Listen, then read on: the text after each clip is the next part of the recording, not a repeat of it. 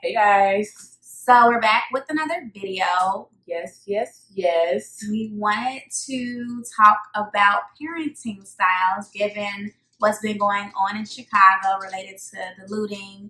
And it kind of got us thinking about what specific parenting styles contribute to certain types of behavior. Yeah, how people were raised. Right. So we also wanted to kind of talk about Lauryn Hill and her daughter. I don't know if you guys have seen the videos where her daughter was saying she was raised and got a lot of whoopings growing up.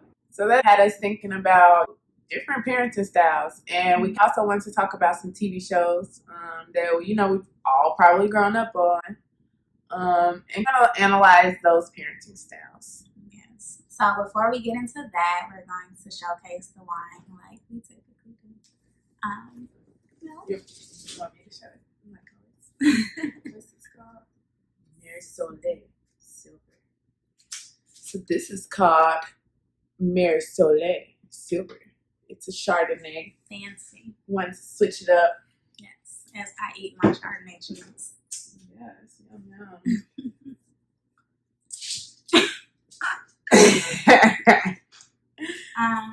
So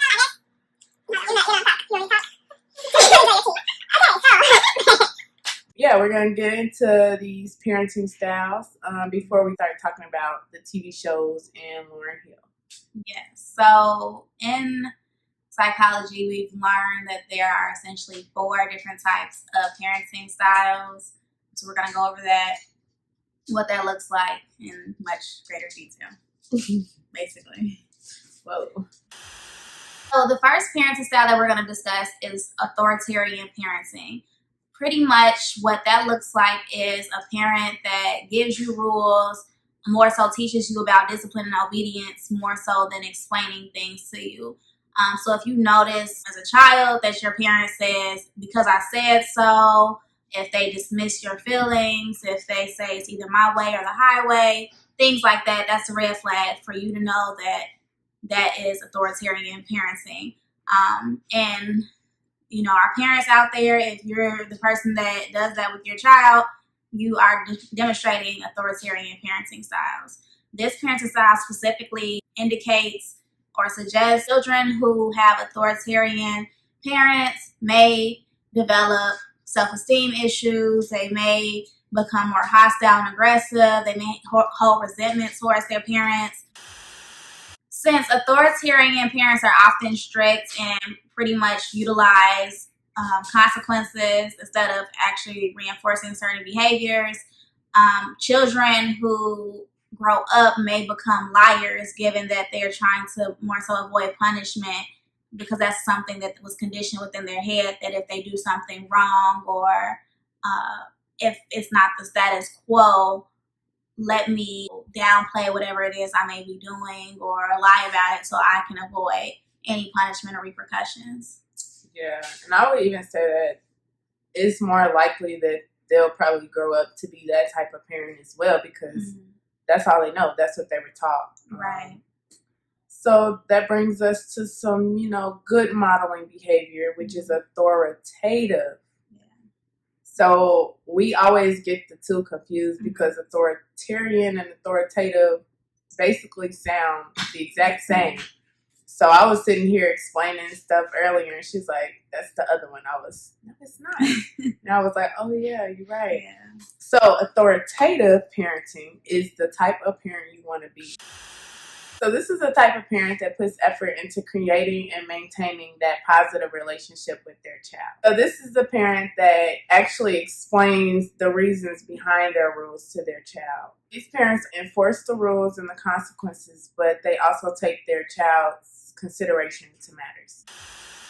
So children that grow up with authoritative parents tend to grow up to be more responsible, and they also grow up to feel more comfortable with, telling how they feel. So the next style of parenting is permissive parenting.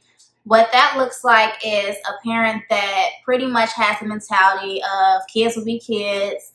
Anything that occurs within their environment, they will learn from, or they'll learn from their experiences. So they have to intervene as little as possible. Typically, They may intervene when it's a more serious issue. A lot of times they may enforce certain rules, but they may not necessarily always abide by them, or they may forget that they enforce those rules, which doesn't help the child learn from their specific mistakes or specific problems or issues. They typically lack the ability to give out consequences. Just as I was stating before, a lot of times they feel as though life will, I'd say humble them, but more so life will take its toll on that person for them to learn on their own. Permissive parents typically try to put on more of a friend role than an actual parenting role. So although you may be able to come to that parent about certain issues, certain problems, they're not necessarily reprimanding you for your behaviors. Within research, we know that kids that have more permissive parents are more likely to develop sadness, low self-esteem, and do poorly academically, because a lot of times they're not necessarily being reprimanded or consequented for their behaviors. So they don't have I won't say a moral compass, but more so it's going to be a lack of knowing what's right from what's wrong. Additionally, parents that are permissive may have children when they grow up be either obese or struggle with health problems, given that they aren't enforcing the basic necessities of healthy eating, healthy dieting, exercising, things of that nature. They may become people that develop more strenuous health issues later on in their life. So the last parenting style that we want to talk about is the uninvolved parenting. So this is the parent that is not involved in any schoolwork, any homework. They don't really know where their kid is, and they don't really spend any time with their children. So children raised by uninvolved parents are typically ones that kind of raise themselves.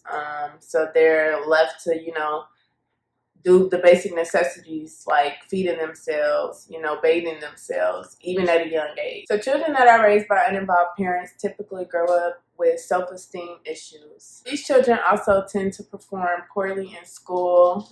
They exhibit behavior problems. And lastly, they rank low in happiness. So Mel did mention a very important point in regards to uninvolved parenting, as far as parents may have addiction, or struggling with addiction, or struggling with mental health problems. So I do think, it is important that you receive the help that you need in order to feel more involved within your child's life, or at least having some adult figure within that child's life, even though it's not replaceable of a biological parent, mother or father. Just having someone within that person's life to be able to provide and instill in them certain rules, certain love and care and support. And taking care of their basic needs. Yeah, and I think a lot of people, specifically with my generation, I do feel like a lot of people are having kids younger nowadays to fill a void of whatever they may be struggling with. And, we know, as far as like on a psychological standpoint, that kids don't necessarily heal certain issues because your issues are still going to be there. And a lot of times that can be felt from the child, but it also can be perpetuated to the child as well, or displaced to the child. So thinking about that too, in respects to, what type of parent do you want to be, or what type of environment you want to raise your kid in. I know it's not always the most ideal to be an authoritative parent, or always ideal that you're going to be, the best at what you're doing. It's just trial and error, but also researching and learning more about ways in which you can better assist your child to help them within their growth and their development. So in regards to why we said in the beginning we wanted to do this video, looking at the situation in Chicago where you had a plethora of people looting, there are so many different dynamics I feel like we can analyze, but also looking at as far as parenting styles, and it's starting from home, and what type of parenting styles were attributed to those individuals that were out there looting. So just something to think about. Whereas it may be, you had uninvolved parents, or you had permissive parenting where, like we said, if you have low self-esteem or if you feel a sense of sadness, sometimes materialistic things helps a person feel better about themselves. So looking inward and seeing what is contributing to why do I need to do this. And even if you, even the parents that were, because I'm sure there were some parents that were actually, involved Absolutely. with saluting as well. Right. And I would say that's definitely more like the permissive end, because it's more like you're trying to be the friend. So you're like relating to your child and not teaching them the right thing to do. And kind of just, letting the rules be gone.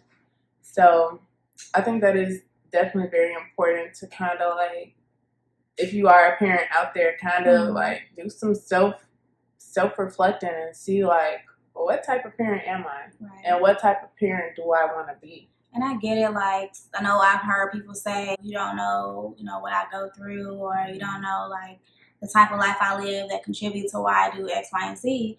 But everyone, I feel like, is struggling in some form or fashion. You may have somebody else that's struggling as well, and they're not looting. They're abiding by the law and continuing to be a law-abiding citizen. I know the things that are very tempting and you feel as though you can get instant gratification from that. You got to think long term. Think of the consequences of what that can implicate for you. Because the consequences won't be instant. It'll definitely be long term. And definitely not worth it. Right. That's our 2 cents.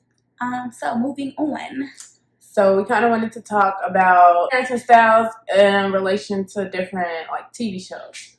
So we were brainstorming before, like, what are some families that, represent these different styles? So we'll start with the order that we did this presentation in. So we'll start with Authoritarian. So for Authoritarian, since, Moesha just got put on Netflix and we've been watching it. Yes. So we definitely think that Frank is an authoritarian parent. And I would say that D is more authoritative. Because Frank, whenever Moesha did something, it was you on punishment. Whenever they were trying to discuss something, Miles, go to your room. Why? Because I said so. It's not. He's not really explaining like why he wants these rules set in place. He's just like, do it or get out. And whereas D was, trying to explain to Moesha, this is why we do this, and she was even trying to get Frank to explain to her why. So I feel like he's the perfect example for authoritarian. Absolutely. The next family we want to talk about for authoritative is the Cosby Show.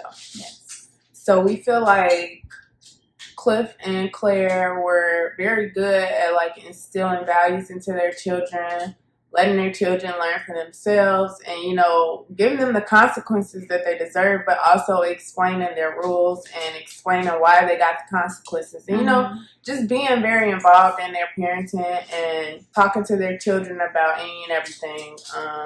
So kudos to Claire and Cliff. And let me tell you, like, having that many kids and being a doctor and a lawyer, like, that's crazy. Yeah. It's great that they were so involved. That they can be that involved. Maybe that's why it was a TV show.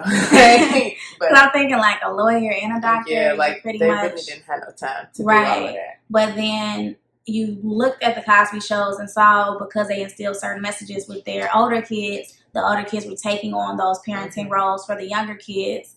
So had it not been that presently there, then I believe that they may have steered their little or younger siblings in the wrong direction, but because they were so keen on instilling the morals, instilling them standards and things like that, they were able to pass that down. And typically that's how, the cycle goes. You teach one, they teach another, and it continues to go. So the next parenting style was permissive, and we were able to pull from that 70s show. Yeah, this is the only one that I could really think of when we were brainstorming, because honestly, I watch that show like every night. So it's a specific episode I was thinking of when Hyde's dad came back into the picture, and he was just coming back into his life after so many years. So he let Hyde live with him, and I remember Hyde threw like a Christmas party or something where they had a keg, and he was okay with them having a keg of beer in his house. And, these are like 17-year-olds. So he was just like, yeah, whatever. And it was like kind of like that lax trying to be your best friend parenting. And, Hyde didn't learn anything from that. And Red, I know if y'all watch it, everybody know who Red Foreman is.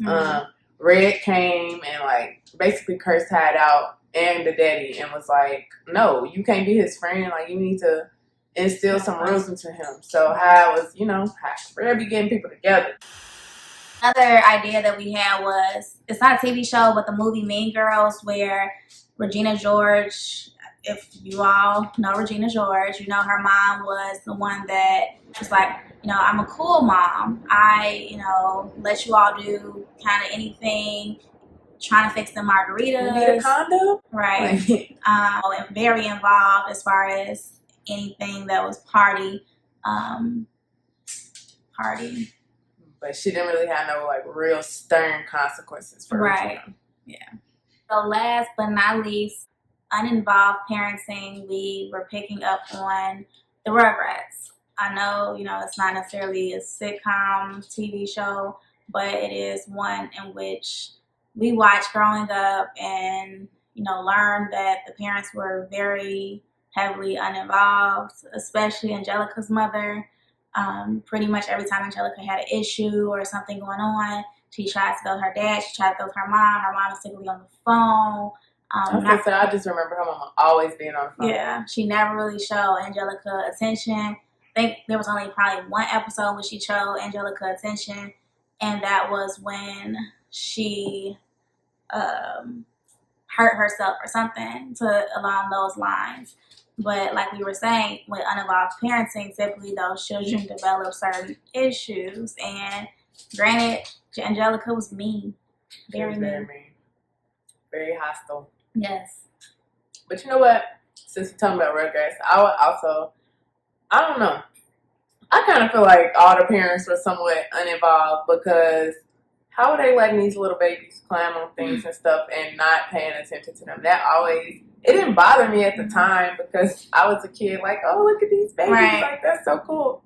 But I'm thinking about it as I get older, like, where were the parents? Yeah. These was little babies. Like, they weren't even, like, toddlers. I feel like they were babies. Like, the only parents I would say was involved was Susie's parents. Although you didn't see her much, I can always say, like, she may go on a venture with them probably for a short amount of time, and then she's like, oh, gotta go, babies. Like, she's going because her parents like, we getting out of here. We going home. Would you say Chucky's dad was, like, kind of permissive? I feel like he was very, like, soft.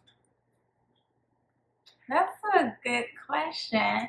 I feel like he was authoritative, but also permissive. Maybe authoritative, because he did definitely like always care about Chucky's emotions. He was very involved. He was always, the parent that pretty much, not say babysat all the kids, but he was more so the one that was doing things with them, just like Phil and Lil's mom. Because they were. Is that her name? Betty? Yes, I think so.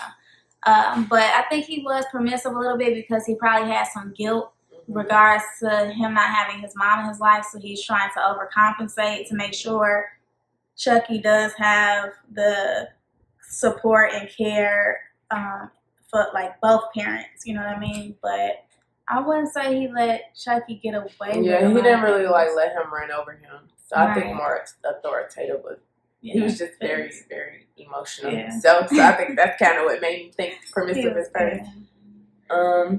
That's something not to get confused with, guys. I mean, just because someone's emotionally involved, which you don't necessarily always see with men. Yeah, I think that's also what threw me off too, because it's like you expect him to be this macho, manly man, and he's just so soft and in touch with his emotions. Yeah, but I think he had to, just so he can provide, not only the discipline, but provide that motherly, maternal. Yeah. And that's why Chucky was so emotional himself. Yeah. Get it from his daddy. Right. So, speaking of getting it from your daddy, this one, the next story we're going to talk about, she got it from her mama.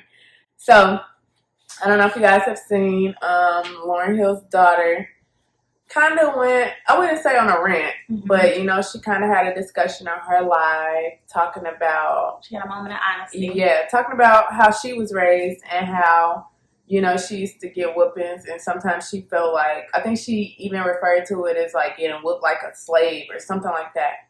And I know a lot of people had, their opinions and stuff to say, and so Lauryn Hill kind of came back and was like, well, let me explain myself. Like, and she basically was saying that she wasn't the person that she is today. She was younger then. She didn't really know, like, how to be a good parent because she was young herself. And she also said, there were things going on in her career and her personal life. And she was kind of overwhelmed. So I would say that for today, I would say, let's just, just to keep things whatever. So before today, she was more authoritarian, I would say, because she, was whooping her daughter. So let me not say before today. In the past, she was authoritarian and she would whoop her daughter or her kids. And I think the daughter was kind of saying sometimes she didn't even know the reason behind.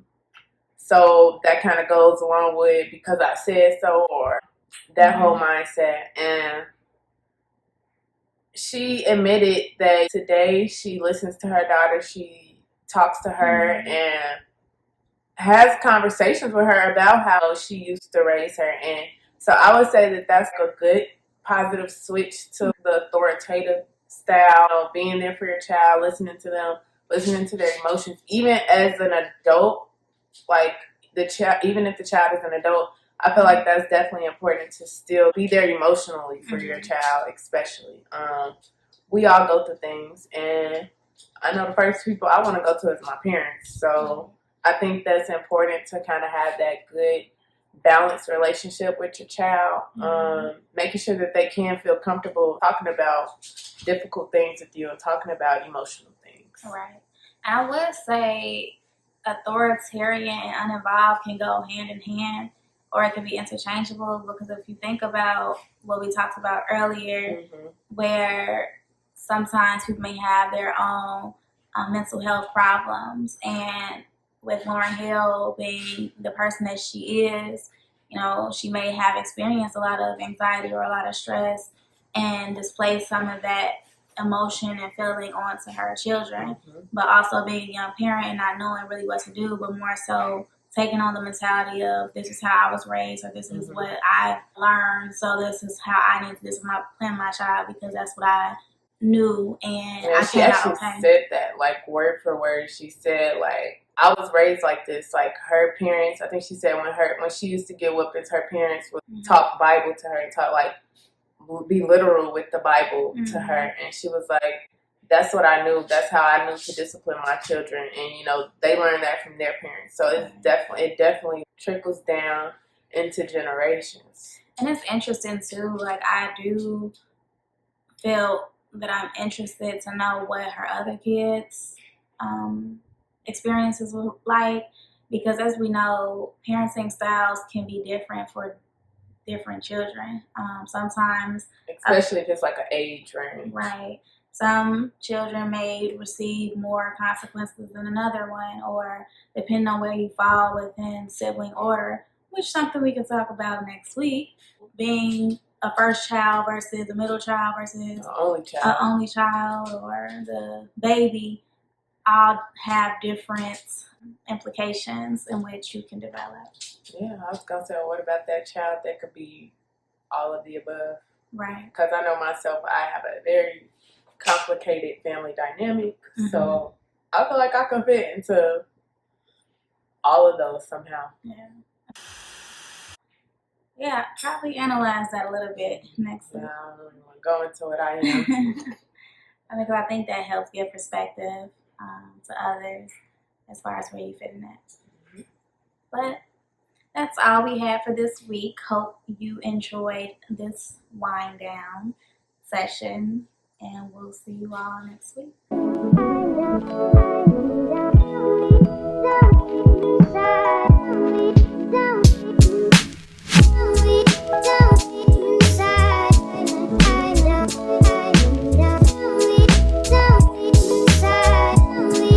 they also may become good liars or just liars in general. I mean, I'm not going to say that they'd probably become good liars, but they'll most likely be some form of a liar just because they're... I'm sorry, some form of a liar.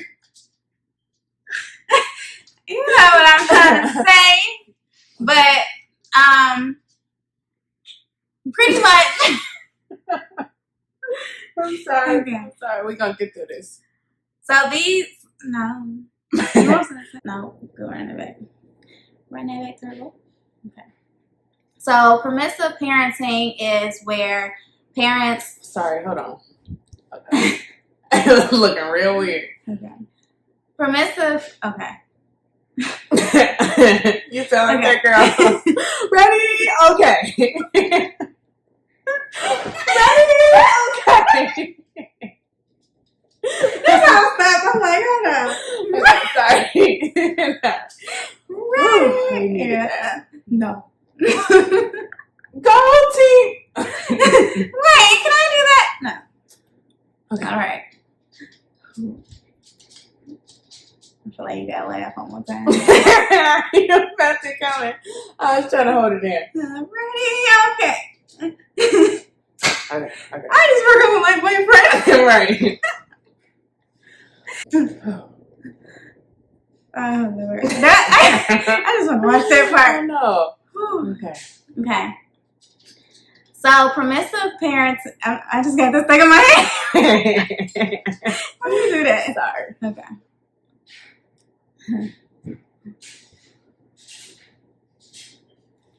So, permissive parent... Okay, no.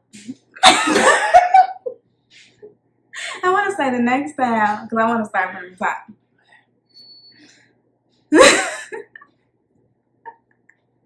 All right. Ooh. So the next style... I'm trying so hard to hold it in.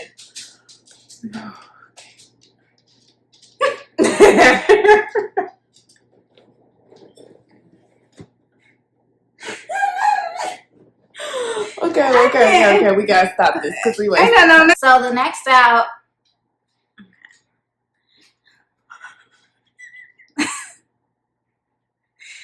Okay. So the last parenting style that we want to talk about is the uninvolved. Let me do that over.